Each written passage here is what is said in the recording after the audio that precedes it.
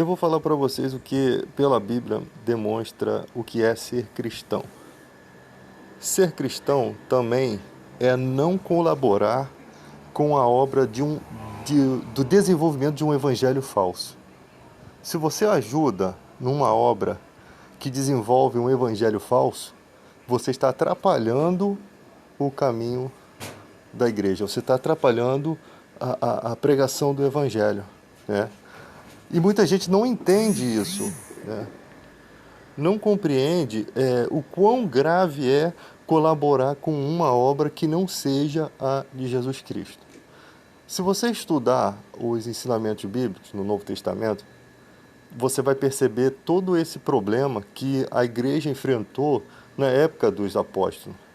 João tinha muitos problemas com diversas igrejas. Ele mandava cartas e tinha um cara na outra cidade, onde João era líder daquela igreja, né? Tinha um outro líder que ficava lá representando e ele simplesmente dava sumiço nas cartas de João. E simplesmente fazia da igreja o que ele queria, né? Você pode perceber por várias vezes João dizendo no Evangelho, se alguma pessoa chegar, né, em missão, vou estar resumindo aqui para vocês, como missionário, não trazendo essa doutrina, a sã doutrina que vocês aprenderam, não receba em casa. Porque os falsos missionários, eles eram acolhidos pelos cristãos daquela época e faziam um verdadeiro escarcéu, e faziam uma verdadeira bagunça com o falso evangelho que eles pregavam, porque o intuito deles era dinheiro, e motivados pelo diabo, né? Porque o que é nascido da carne é carne, e se inclina para as coisas da carne. Então a motivação pelo dinheiro faz com que o mal utilize esse pensamento do ser humano simplesmente contra a própria obra de Deus.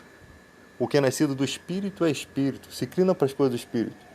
Então, aquelas pessoas motivadas por ganância, elas eram recebidas como missionários na casa do cristão que ficava em dúvida entre fazer o bem ou não fazer, sendo que João diz que isso não é fazer o bem. Isso é compactuar com um ministério falso. Isso é atrapalhar o evangelho, é atrapalhar o ritmo da verdadeira pregação. Aí você chega a um ponto em que, hoje em dia no Brasil, vamos fazer uma reflexão sobre hoje em dia no Brasil. O cadeirante não levanta da cadeira de roda, o cara fala que levanta, né? Ele está segurando aqui o cadeirante, mentindo.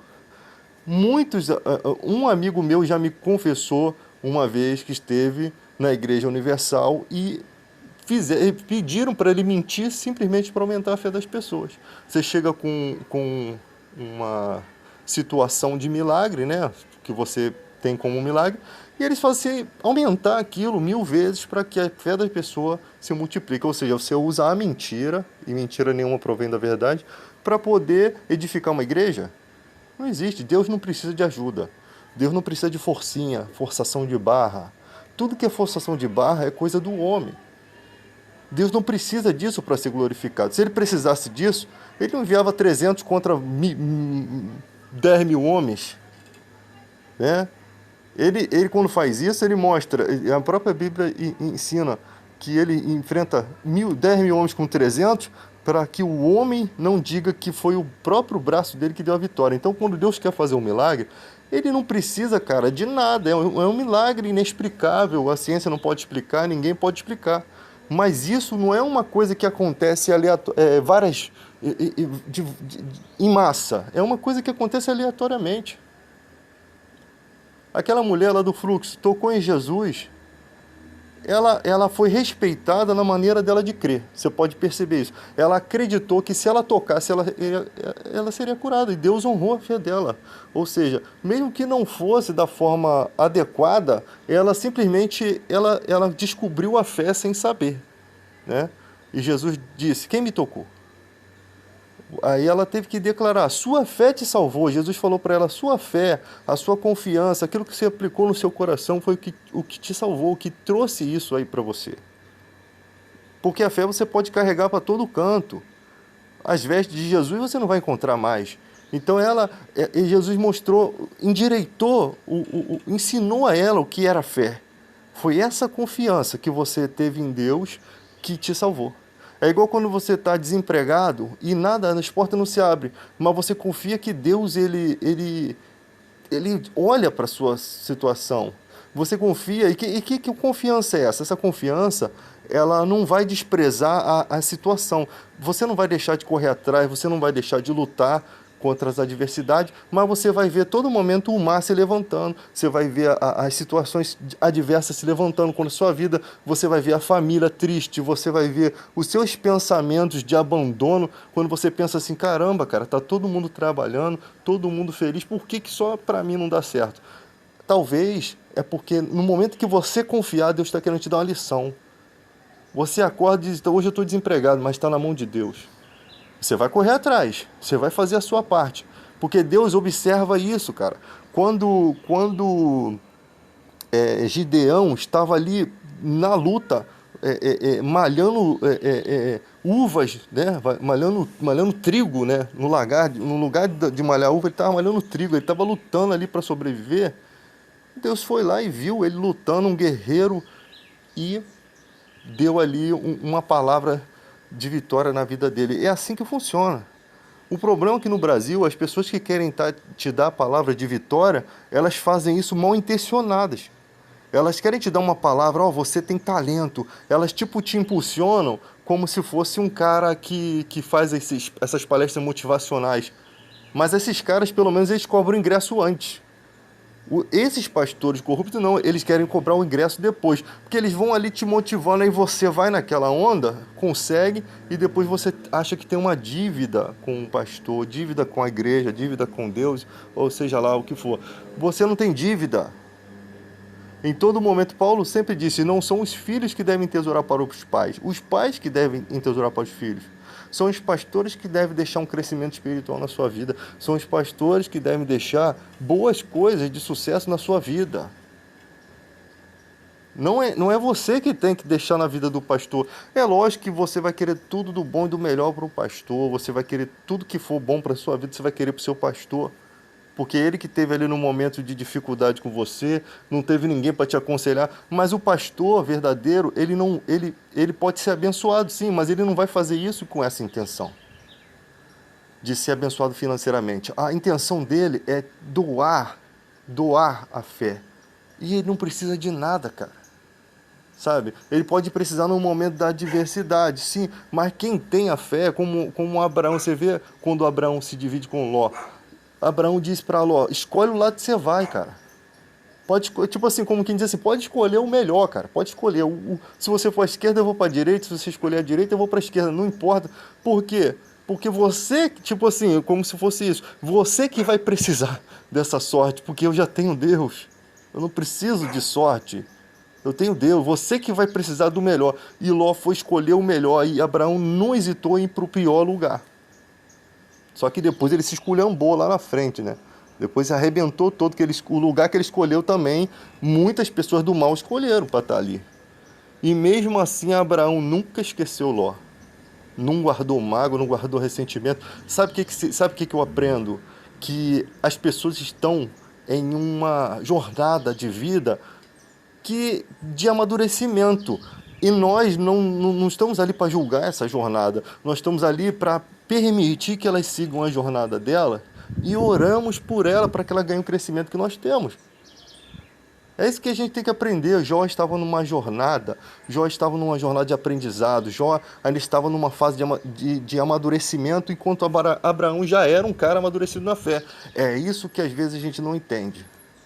Enquanto um está avançando, está no meio do caminho, você já está lá na frente, você acha que aquela pessoa tem que estar no mesmo caminho que você. Não adianta. Fé é desenvolvimento de vida, é diário, depende de temor, depende de estudo, depende de dedicação. Então nem todo mundo tem a mesma dedicação. Vou matar esse cachorro, cara. Tá atrapalhando minha mensagem aqui. Então, gente, o Brasil, cara, ele se tornou uma situação esquisita, porque você vê o charlatanismo em todo canto. E não tem punição para esses caras, por quê? Porque eles fazem parte da política. Não tem. Só que se não há punição no judiciário para eles, Deus entra em juízo. E talvez essas pragas que estão acontecendo aí de coronavírus, toda essa palhaçada toda, seja isso para o Brasil acordar, cara. Eu sei que Deus está nessa situação. Eu sei que Deus está nessa situação e vai fazer um rebuliço realmente nesse país. E é a hora do povo despertar. Porque a fé, do jeito que estava sendo vivida, não estava convertendo ninguém, verdadeiramente. E os que estavam na igreja estavam pulando fora. E você vê isso, não dá para você apoiar o cristianismo e apoiar uma ideologia como a do presidente da República, de ditadura. Não dá para apoiar Lula, não dá para apoiar ninguém aí. Não tem mito nessa porcaria desse país. Não existe mito aqui. Até porque é uma sujeirada de todos os lados. Então é hora da gente acordar. E os cristãos acreditando, eu também fui nessa, embarquei nessa no início, acreditando que os servos de Deus dentro da política iam fazer diferente, eles estão se sujando mais do que os porcos. Eles estão mais sujos do que os porcos. Essa é a realidade do Brasil. Vamos ser sinceros. Só que você não consegue esperar, você não consegue essa sinceridade de todo mundo na igreja. Você pode colocar aqui, cara, o alvará aqui, ó, a ordem do juiz de prisão mostrando que o cara é corrupto. O nego não acredita. Não adianta. Porque tem afetos. Você não pode ter afeto a bandido. Você não pode ter afetos. Você não pode apoiar gente que não presta. Os homens são passíveis a erros. Mesmo que seja um grande pregador, mesmo que seja um cara que acrescentou muito na sua vida. O Malafaia, por exemplo, é um grande pregador. O Feliciano, nunca gostei muito das pregações dele, porque ele viaja muito, ele é um historiador.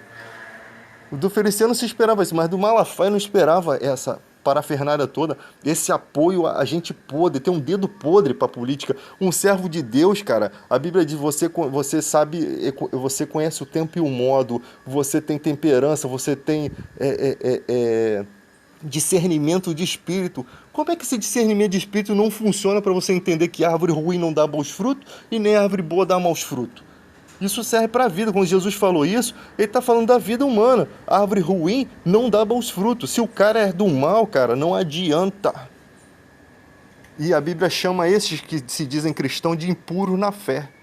A pior raça que existe no mundo, Jesus ensinou, é o cara que diz que é crente, mas faz tudo de errado. Ele é avarento, ele é corrupto. E vocês que sustentam esse evangelho medíocre, vocês estão do lado dos caras mais corruptos, que Jesus chama que Paulo chama de impuros na fé. Com esse nem sequer compartilha uma refeição. E vocês estão se banqueteando com eles. São um tipo de pessoa, cara, que não merece nada. Nem a sua paz do Senhor. Não merece. Eles não têm vínculo com Deus. É a pior raça. Eles negam o Espírito Santo. Eles blasfemam contra o Espírito Santo. Eles utilizam a igreja para seus propósitos financeiros. E vocês estão aí sustentando com seus dízimos e ofertas e achando que estão fazendo a obra de Deus. Vocês estão fazendo a obra do diabo achando que estão de mão dadas com Deus. Cresçam. Isso não é julgar as pessoas, cara. Isso é julgar o que elas estão fazendo com o evangelho. Porque senão os apóstolos não podiam fazer isso. Olha só, o Diótrefes está aí, ó, ele está corrompendo a fé. Paulo diz, Emineu e Fileto estão corrompendo a fé, estão ensinando uma coisa que está errado. Eles estão falando que a ressurreição já aconteceu, o ensinamento é o mesmo. Cabe ao servo de Deus redarguir, corrigir, repreender. Então o cara diz assim, ó, o evangelho que você está pregando está errado. Isso não é julgamento, cara. Isso é a verdade. Jesus, quando chamava os fariseus de hipócrita, de sepulcro caiado, era uma ofensa, mas era a verdade. Raça de víbora, ladrões. E ele disse, eu não vim julgar o mundo. É porque com certas pessoas é a maneira, cara, de talvez o cara acordar para a vida. Chega um ponto que esse tipo de pessoa você não tem como passar a mão na cabeça. Olha a diferença do tratamento de Jesus para aquela mulher, aquela mulher que foi pega em adultério. Vá e não peques mais. Vá e não peques mais. É uma diferença. O arrependimento chegou à vida dela. Agora, esses caras não.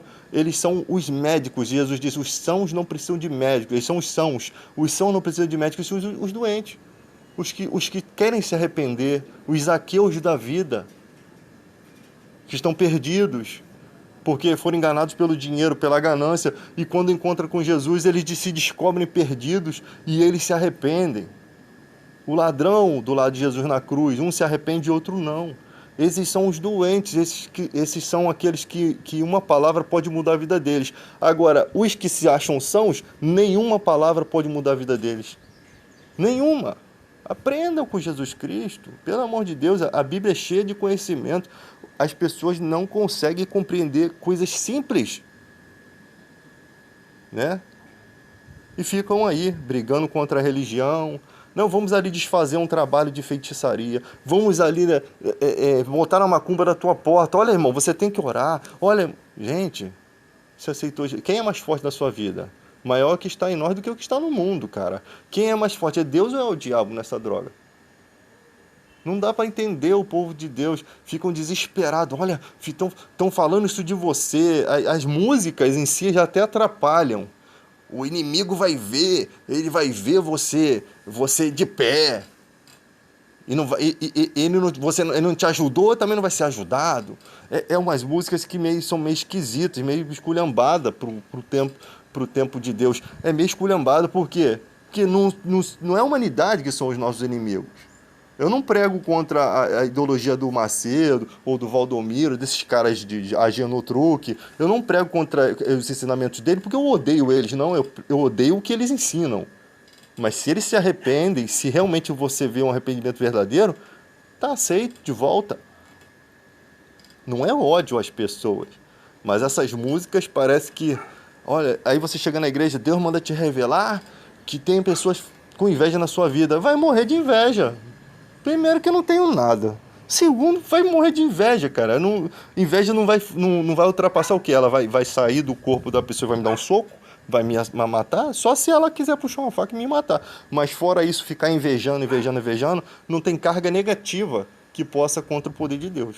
Isso não existe. E o povo vai vivendo num misticismo, numa mistura de misticismo com idiotice. E é hora de acordar, ser mais sensível. E os caras que têm conhecimento são muito arrogantes. Eu conheci pastores, eu conheci um pastor que ele só entrava no culto na hora da pregação, ficava lá na copa lá da igreja. Aí eu fiquei observando, pô, só na hora da pregação. Tinha um que botava trilha sonora no piano na hora de oração forte. Eu não sei que oração forte, porque toda oração é forte quando é feita com fé. E ficava lá aquele barulho da música do filme Psicose que tu saía de lá arrepiado de medo. Parecia que tu tava dentro de um filme de terror, aquela sonoplastia infernal e a pessoa orando e muita gente com medo caía no chão, né? De pavor daquela música ali, aquele ritmo no teclado de mistura de exorcista com Psicose. E as pessoas aterrorizadas ali. Aí eu perguntei pro pastor, para expulsar demônio precisa de trilha sonora? E ele ficou bravo comigo, lógico que vai ficar bravo, pô. Não posso ver essas coisas. Uma vez também um cara queria dar uma cambalhota lá dentro da igreja. Não, a gente vai ficar pulando aqui na igreja, depois a gente chega no altar e dá um salto mortal. Eu falei, que bonito. Mas já você cai de cabeça no chão e morre aí, dentro do culto. Olha só que legal. No jornal, sai no jornal das 9 lá. Cristão idiota, vira uma cambalhota dentro da igreja e morre no altar. Olha que coisa bonita. Eu não sei se eles deram a cambalhota, se morreram, não sei o que aconteceu, mas eu deixei minha palavra de vitória para ele, na vida dele. Então é assim, cara. Críticas são importantes, porque quantas vezes eu fiz coisas erradas e as pessoas me criticavam, eu observei que estava errado, consertei. A gente aprende assim, dessa forma.